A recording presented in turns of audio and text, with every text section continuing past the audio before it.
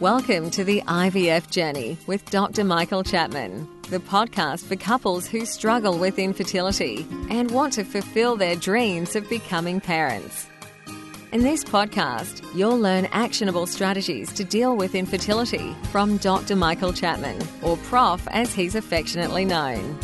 Prof is the co-founder of IVF Australia and is a leading Australian infertility specialist who has helped over 3,000 couples realise their dreams of becoming parents. To access previous episodes packed with ideas, solutions and tips that actually work, head over to Dr. Chapman's IVF podcast on iTunes.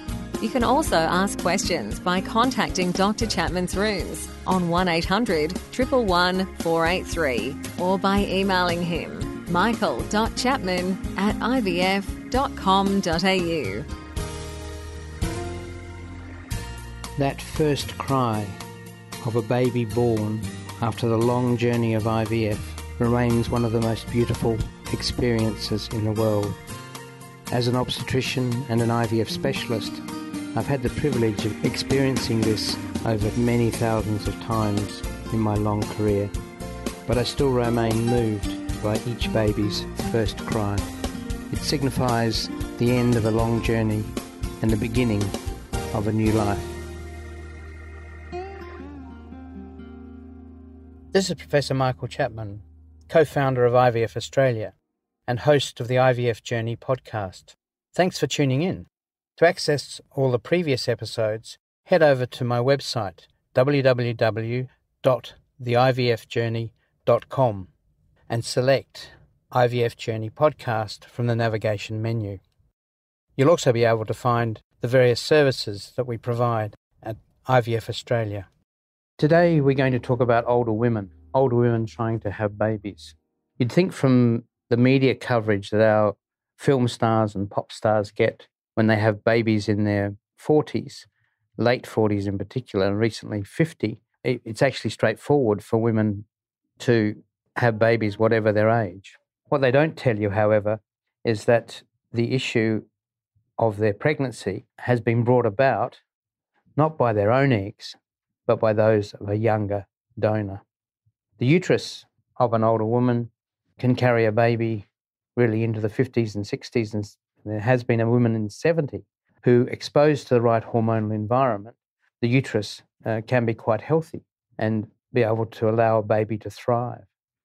So the reason that you have to use donor eggs when you get into the late 40s is because of two issues: the number of eggs and the quality of those eggs. Let's start with the numbers. All the eggs that a woman gets for the whole of her life are laid down by the time she's a fetus in her mother's womb, around 20 weeks. Something between 3 and 5 million egg cells have been laid down by that time. But once they're laid down, they don't regenerate. So the ovary is unique in all the organs of the body, because even as we get older, although the cells perhaps aren't as quite a good quality, virtually every other organ in the body, the cells can reproduce, can regenerate, but not the eggs. By birth, that 5 million has now dropped to 500,000. The time of first period, which is usually around the age of 12, by then, the eggs numbers have dropped to only a couple of 100,000. And from then on through to the menopause, each month, hundreds of eggs degenerate. Indeed, only 400 or so of the original 5 million actually make it to be mature eggs that could be fertilized to produce a pregnancy, the one a month for the reproductive age. By the time women are 40, those egg numbers are really getting low. And that obviously will be an issue, particularly for IVF, when we want to stimulate multiple follicle development to maximize the chance of success. Low egg numbers are going to be much more difficult to produce those optimal responses. But probably more important, and probably the bigger issue in terms of the low fertility rates in older women is the quality of the egg. What do we mean by quality? Well, quality is about the capacity of that egg to undergo fertilization, to be able to have a sperm enter, to make the chromosome makeup appropriate, and then allow the cells to divide to ultimately get to your baby. So that original competence of the egg is what we call quality. The most important aspect of that quality is the chromosome makeup of the egg at the time it is about to be fertilized. That chromosome makeup in women over the age of 40 is abnormal in the vast majority. When we create embryos in women at the age of 45 and then genetically test them, over 95% will be genetically abnormal. At 35, it's about 40% genetically abnormal. So there's a reasonable pool of normal genetically determined embryos that will therefore produce pregnancies. So why is it that the eggs of older women are chromosomally more likely to be abnormal? We don't fully understand this, but we believe in part it relates to changes in the energy sources within the egg. That there are a series of steps in the processes of producing a normal chromosome complement that rely on the egg having sufficient energy to generate the various changes that occur structurally. What has been shown is the number of mitochondria, which are the little things inside the egg, that their energy source, their batteries to some extent. The numbers of those decline with age, and it's thought these might be a reason for poor chromosome makeup.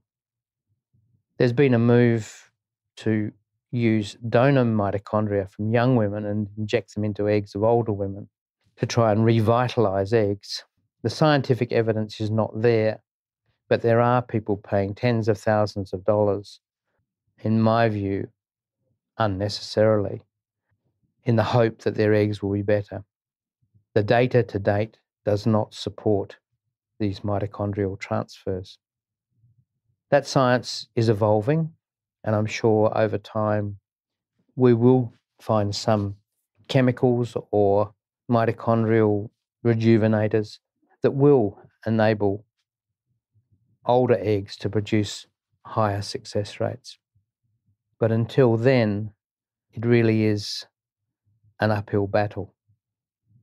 There are good eggs in older women, there's no question of that, but their percentage is very low. I talk to patients about finding the needle in a haystack, particularly those over 45. Some recent data from the Australian ANZAR, the Australian database on IVF, reported 10 pregnancies in women 45 or over out of over 350 cycles. That's a 3% pregnancy rate. Compare that to a 35-year-old group where the pregnancy rate, take-home baby rate, cumulatively is in the order of 70%. So the message is we try to get out, actually. When we talk to the media, we talk to school children, we talk to the public. The message loud and clear is, if you're going to have children, please take the opportunity when you're younger, if it's there.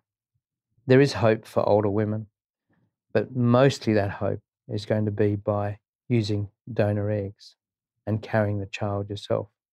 So don't give up hope, but we have to be realistic when we talk about older women having pregnancies of their own in their 40s. And don't forget that you can access all the previous episodes by going to our website, www.theivfjourney.com, and select IVF Journey Podcast from the navigation menu. Thank you for listening to the IVF Journey with Dr. Michael Chapman, the podcast which helps couples negotiate their way through the IVF journey, all the way to parenthood. You can also ask questions by contacting Dr. Chapman's rooms on 1800 111 483 or by emailing him michael.chapman@ivf.com.au.